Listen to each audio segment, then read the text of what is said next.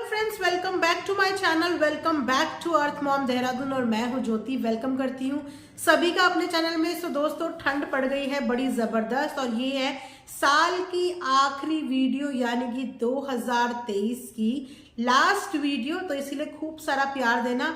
अब मिलेंगे नए साल में और बेहतरीन वीडियोस के साथ। और आप सबको एडवांस में ही मेरी तरफ से wish you a very happy new year. ये आने वाला साल आप सबकी जिंदगी में बहुत बहुत बहुत खुशियां लाए। आपकी जो भी इच्छाएं हैं, जो भी विशेष हो इस साल में वो पूरी हो जाए। दोस्तों, शुरू करते हैं आज का वीडियो।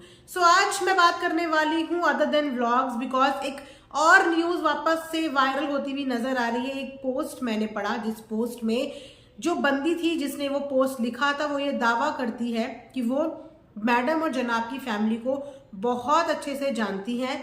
मैडम और जनाब, खैर मैडम तो बाद में एंट्री हुई, पर जनाब और डब्बा को बहुत अच्छे से जानती हैं। उन्हीं के स्कूल में पढ़ चुकी हैं और कुछ ऐसी चीजों के उसने खुलासे करे हैं जो शायद मेरे लिए भी शॉकिंग था कि वाकई में इस बात में कितनी सच्चाई है। और सबसे पहला क्वेश्चन मेरे दिमाग में ये आता है कि ये कौन लोग हैं, ये कौन लोग हैं जो बार बार इनकी फैमिली की इतनी इंटरनल बातें पब्लिकली सामने लेके आते हैं। ये कौन लोग हैं? क्योंकि मुझे ऐसा लगता है कि अब तक मैंने ये एक ऐसी फैमिली देखी है जिसकी बहुत सारी इनसाइड स्टोरीज आके पब्लिकली कौन छाप के जा रहा है।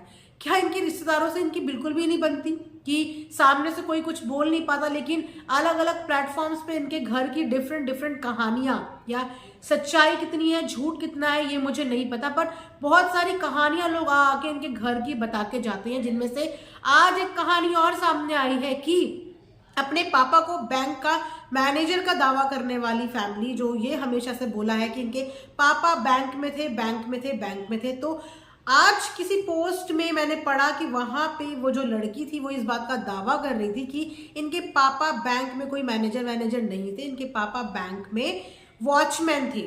और इन लोगों की बेसिक एजुकेशन यानी कि जो बर्थ प्लेस है वो मौदा ही है, डब्बा की और जनाब की। और स्टार्टिंग में डब्बा और जनाब मौदा ही पढ़ते थे।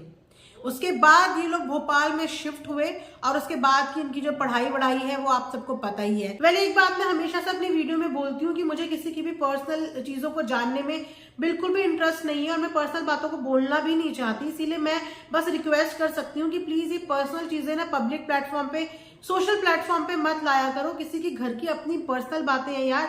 व्लॉग में तुम्हें अगर कुछ प्रॉब्लमेटिक लगता है उस पर डिस्कस करो, उस पर मैं भी बात करती हूँ, फ्री होके बात करती हूँ, लेकिन जो व्लॉग में दिखे उस पर। अब उनके पापा वॉचमैन थे या उनके पापा क्लर्क थे या उनके पापा मैनेजर थे, इससे हमारा क्या लेना देना, हमारा कोई भी लेना देना नहीं। ये तो हमें सबको पता ही है कि ये लोग झूठ बोलते हैं। तो झूठ बोलते हैं तो सोचो कि क्या क्या झूठ बोले होंगे। तो इतना ज्यादा किसी की डीप घर के अंदर घुस के ये सब चीजें लाना, मैं इस चीज को बिल्कुल मानती नहीं। तो इस तरीके का एक पोस्ट था, मैंने सोचा आप सबको बता दूं। इसके बाद बात करते हैं जनाब का डांस परफॉर्मेंस। तो लगता है बिरयानी दोस्तों काम आ गई है। मतलब जब जब बिरयानी के चम्मच जजेस के अंदर गए हैं तब जजेस के अंदर की बाहर तारीफें निकल निकल के आई हैं। और इस बार तो हद ही हो गई, मतलब हद ही हो गई। मेरे तो भेजे में एक बात नहीं घुस के आ रही कि इतने सारे कंटेस्टेंट जो बहुत बढ़िया है अपने अपने एंड पे, बहुत बढ़िया, उन सब में सबको इन जनाब के अंदर ऐसा क्या दिखता है कि नाचना भी इनके साथ है, गाना भी इनके साथ है, घर का खाना भी इनका ही खाना है। क्या इसके अलावा कोई और कंटेस्टेंट नहीं है इस बार शो में? इतनी ज्यादा स्क्रीन टाइम, इतना ज्यादा फुटेज, मैं हैरान हूं उस चीज को देख के। मतलब इतना तो कभी बिग बॉस में भी बायसनेस नहीं हुई। वहां पे भी किसी किसी को अगर एक हफ्ते एक को अच्छा स्क्रीन टाइम मिला है तो दूसरे हफ्ते दूसरे को मिलता है, लेकिन इस शो में तो सारा स्क्रीन टाइम चोमू के ही हिस्से में आ रहा है, यानी कि सॉरी जनाब के ही हिस्से में सारा स्क्रीन टाइम आ रहा है। और मल्ला ने तो हद मचा दी। मतलब हस्बैंड ने कर ली, एक्स हस्बैंड ने कर ली दूसरी शादी, प्रेजेंट बॉयफ्रेंड पहुंचे हुए हैं फॉरेन अपना न्यू ईयर मनाने। अभी मल्ला मैडम सोच रही है कि मैं अकेले अकेले न्यू ईयर किसके साथ मनाऊं, तो चलो जनाब के साथ थोड़ा डांस वांस ही हो जाए। लिटरली हद मचा रखी है अनप्रोफेशनल बिहेव की। मतलब ये लेवल नहीं है। हमने इस शो को पहले भी देखा है और बहुत अच्छे से फॉलो भी किया है, तो हम जानते हैं कि शो का ये लेवल नहीं है। जिस तरीके से शो को बना दिया गया है, ये लेवल हमने कभी भी नहीं देखा। अदर कंटेस्टेंट को बिल्कुल भी भाव ही नहीं मिल रहा है। सारा नाच गाना, मतलब टरा मैडम ने भी हद मचा दी। मुझे लगा था चलो टरा मैडम के ऊपर एक विश्वास था कि चलो टरा मैडम ये सब हरकतें नहीं करेंगी, बट टरा मैडम ने भी जब से बिरयानी के चम्मच खाए हैं, टरा मैडम भी बस उन्हीं का गाना, उन्हीं का गुणगान सब कुछ करने लगी है। भैया ऐसा मत करो, ऐसा मत करो। क्यों एक गलत एग्जाम्पल सेट करने पे तुले हुए हो कि सोशल मीडिया की पावर ठीक है, अच्छी होती है, लेकिन सब लोग अपने एंड पे काम कर रहे हैं ना, तो सबको स्क्रीन टाइम प्रॉपर मिलना चाहिए ना। उनकी क्या कमी है? प्रोमोज में जनाब का स्क्रीन टाइम है, खराब हो तो भी जनाब, अच्छे हो तो भी जनाब, मतलब जनाब जनाब जनाब। चलो ये तो रहा इनका सेट का माहौल की बिरयानी खाने के बाद सब बदल चुका है, जज्बात बदल गए, क्या बोलते हो उसे, दिल बदल गया, जज्बात बदल गए, कुछ ऐसे ही है, वक्त बदल गए, जज्बात बदल गए, मतलब बिल्कुल ही शौक। तो उसके बाद मैडम फिर से पहुंच चुकी हैं सेट पे, शूट पे, और बेबी को लेके अगेन उसे लेके पहुंच चुकी है। तो इन्होंने जस्ट बताया ही था कि एक हफ्ते तक बेबी की तबीयत कितनी ज्यादा खराब थी, कोल्ड उसको था कि मैम अजवाइन के सेके तक उसके मार रही थी चेस्ट पे। और उसके बाद मैडम फिर से उसको लेके सेट पे पहुंच चुकी हैं, और अपने आप मैडम ने स्वेट शर्ट पहनी हुई है और बेबी को हाफ स्लीव्स में लेके आई हुई है। मतलब समझ नहीं आता। बोलते हैं कि जो लेयर मदर पहने हमेशा बेबी को उससे एक एक्स्ट्रा लेयर पहनानी चाहिए, मतलब ये बोला जाता है और इस तरीके का गाइडेंस मिलता है। क्योंकि जब मैंने पीडियाट्रिशियन से पूछा था कि मुझे कैसे पता चलेगा कि बेबी को कब ठंड लग रही है या कब गर्मी लग रही है, तो उन्होंने मुझे एक ही फंडा बताया था कि जो आप पहनोगे उससे एक लेयर ज्यादा आपको बेबी को पहनाना है। मदर के डबल ट्रिपल लेयर चल रहे हैं, लेकिन बच्चे को हाफ स्लीव्स में पहनाए हुए घुमा रहे हैं। और कल तो वो बच्चा लिटरली, मतलब जब वो पैब्स आए इनकी फोटो वोटो खींचने, वो लिटरली रोने लग गया। इतना बुरा लगा वो वीडियो देख के, पता नहीं आप लोगों ने वो वीडियो देखी हो या नहीं, पर वो रोने लग गया। उसने एक फोटो भी इन्हें क्लिक नहीं कराने दी। इससे दिखता है कि वो कितना अनकंफर्टेबल रहता है शूट में, सेट में जाने में, लेकिन फिर भी उसके कंफर्ट का इन लोगों को कोई भी ख्याल नहीं है कि बच्चा परेशान हो रहा है, उसे नहीं पसंद आ रहा है। क्यों? अगर यार तुम्हें जाना भी है तो जाओ, इतनी देर के लिए उसे घर पे छोड़ दो ना, तो घर पे किसी के भरोसे से छोड़ पाती हैं, और वहां पे लाके छोटे से बच्चे को इतना परेशान कर रहे हैं। वहीं पे अगर गौहर खान की बात करें तो वो भी सेम एज के बच्चे होंगे, आई थिंक 2-4 महीने का ऊपर नीचे होगा। आज तक उसने अपने बच्चे की शक्ल तक नहीं किसी को दिखाई है, फेस तक किसी को नहीं दिखाया। वो चाहती तो वो भी आराम से लेके आ सकती थी, लेकिन वो कभी भी नहीं लेके आई, क्योंकि उनको बच्चों के नाम पे हाइप चाहिए ही नहीं। उनको ये लगता है कि हम मेहनत करेंगे, हम अपना काम करेंगे और अपने काम के बलबूते पे अपना चेहरा भी कवर करवाएंगे और अपने आप को भी कवर करवाएंगे। लेकिन यहाँ पे एक बच्चे का सहारा लिया जा रहा है। पहले तो मैडम की फेस का पूरा सहारा लिया गया, लेकिन अब हर कंटेंट का हिस्सा बच्चा होता है। शुरुआत उससे होती है, व्लॉग की एंडिंग उससे होती है। ऐसा कोई व्लॉग नहीं होता जिस व्लॉग में ये बोल दें कि आज हम बेबी को नहीं दिखा रहे हैं। ये लोग उसको खाते हुए दिखाते हैं, पीते हुए दिखाते हैं, सोते हुए दिखाते हैं, रोते हुए दिखाते हैं।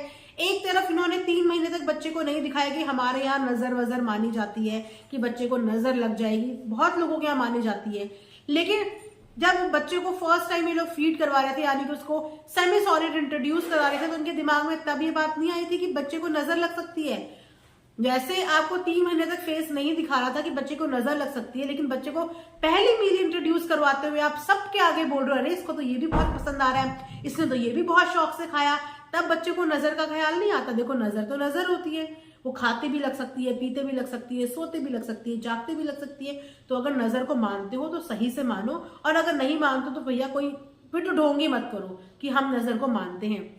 बच्चा बहुत ज्यादा परेशान वीडियो में नजर आ रहा था कि वो बहुत रोने लगा।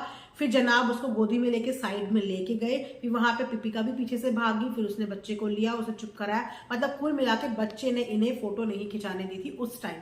उसके बाद जब वो सो गया, ये लोग फिर आए फोटो खिंचाने। जब वो सो गया गाड़ी में, उसके बाद ये लोग फोटो खिंचाने आए, लेकिन जब वो बच्चा इनकी गोदी में था उसने फोटो खिंचाने नहीं दी। तो उसे खुद भी इतना भीड़ भाड़ वाला एटमॉस्फेयर पसंद नहीं आ रहा है। बच्चे घबराते हैं, डिफरेंट आवाजें सुनते हैं, सबके हाथ में फ्लैश लाइट्स है, कैमरे हैं, तो बच्चे घबराते हैं। तो ऐसे माहौल से बच्चों को थोड़ा दूर रखना चाहिए। और जितने भी लोग ये सोचते हैं कि भैया हेट चीजें बोल रहे हैं, नेगेटिव चीजें बोल रहे हैं, तो कुछ भी नेगेटिव नहीं है, कुछ भी हेट नहीं है। ये सिर्फ एक इंफॉर्मेशन है जो शायद हो सकता है हमारी जुबान के थ्रू अगर हम बोले तो कहीं ना कहीं उन लोगों के दिमाग में घुसे कि हाँ ये चीजें गलत हैं, ऐसी चीजें नहीं करनी चाहिए। हर चीज मुझे सही नहीं लग सकती और हर चीज आपको भी सही नहीं लग सकती।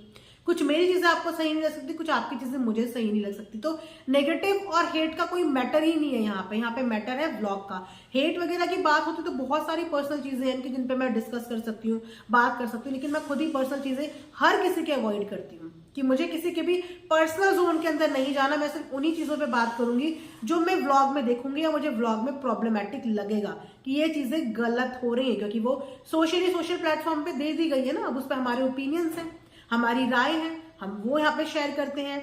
जो चीजें हमें नहीं दिखी उन पे हम बात नहीं करेंगे। तो ये था मेरा आज का एक वीडियो। आई होप आप लोगों को पसंद आया होगा। लाइक शेयर एंड सब्सक्राइब जरूर करें। मिलेंगे कल और वंस अगेन आप सबको नव वर्ष की बहुत बहुत शुभकामनाएं यहीं पे करते हैं। And thanks for watching earth mom Dehradun.